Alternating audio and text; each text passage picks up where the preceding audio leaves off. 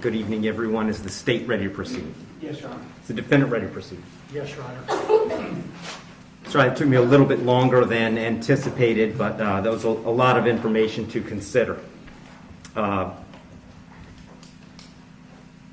me just start by saying that as multiple people have observed, this is a particularly difficult case because there's really nothing that the court can do that's capable of fixing the harm that has been caused to the victims in this case. So that being said, I've got to start with the law. I'm bound by the law, and the law gives me a guideline for how to analyze an appropriate sentence in this case. So I want to start with the Camacho case.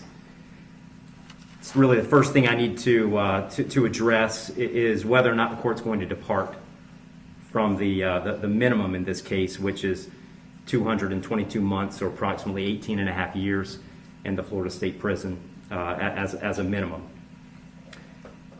The Camacho case, as Mr. Fitzgibbons pointed out and argued, lays out really a three-factor test. Is there a valid legal basis for departure?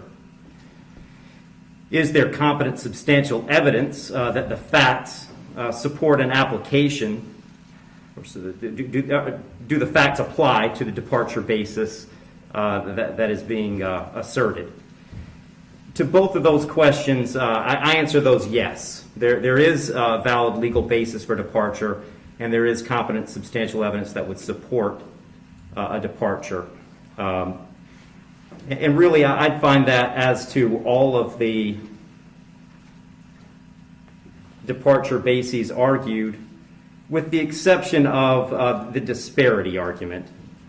I'll just comment on that one for a moment. The defendant has argued that an available basis for departure is the disparity between the guidelines and the sentence that Mr. Barano got.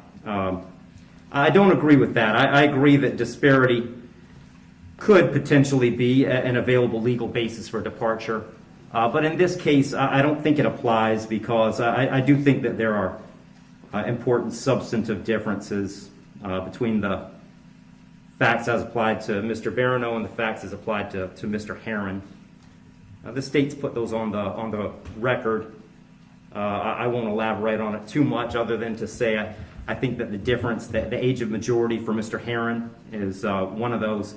But mostly I just think that the facts are different as between those two defendants.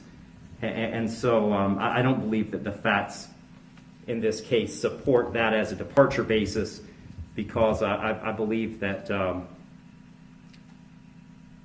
a disparity in sentence between Mr. Barano and Mr.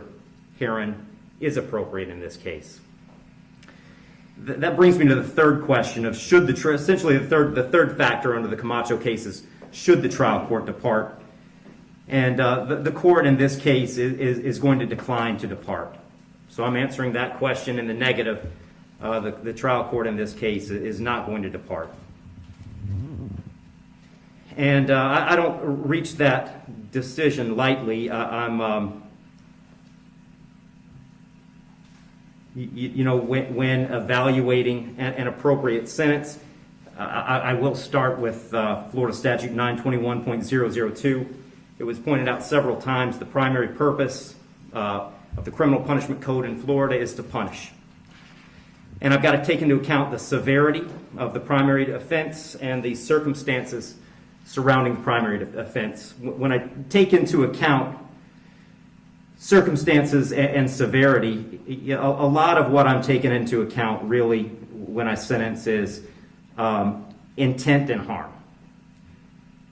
And in this case, there wasn't any evidence, and nor does the court believe that there was any specific intent to do harm, in this case to the victims. But there was intent to drive at an egregious speed, 102 miles an hour, regardless of the consequences and regardless of of who that ended up harming. And then the second part of that, the second component, is the harm caused. And in this case, it's just impossible to have greater harm than the harm that occurred in this case, which was the loss of a mother, loss of a baby, and really the loss of a family as it existed when this occurred.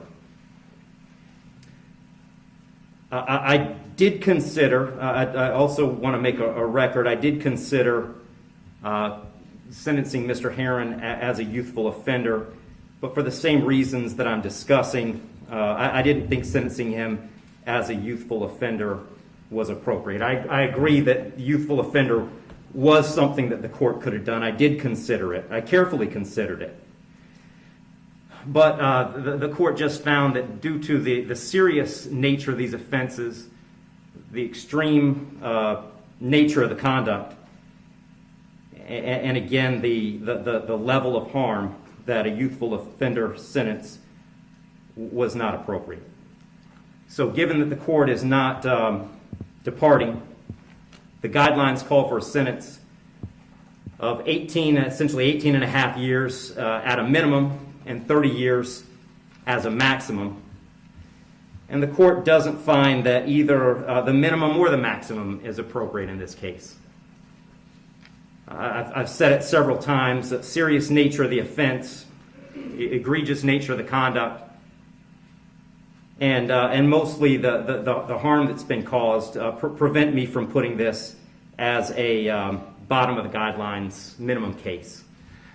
But the departure bases argued by the defendant did provide some reason not to put it at the top of the maximum.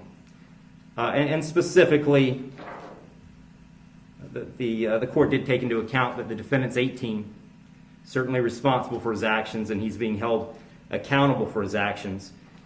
But the age of 18, the court finds, is a mitigating factor and shouldn't put this at a maximum. Also, the complete lack of prior criminal history is something that the court considered as preventing this from being at the top. So having said all that, the court is going really toward the middle between the minimum under the guidelines and the maximum punishment permitted under Florida state law.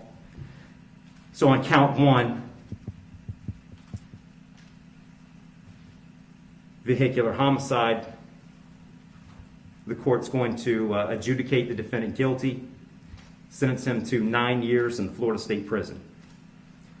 On count two, same charge, court will adjudicate the defendant guilty, sentence him to 15 years Florida State Prison, and that'll run consecutive to count one, for a total of 24 years Florida State Prison. Count three is a misdemeanor, unlawful racing on a highway, so the court will adjudicate the defendant guilty, sentence him to time served. Give credit for time served, I believe, 2 days. Court will impose mandatory court costs. Mr. Herron, you have given up the right to appeal the determination of your guilt or innocence. You do have 30 days to appeal the sentence of the court. And I'll direct the bailiffs to take Mr. Herron into custody.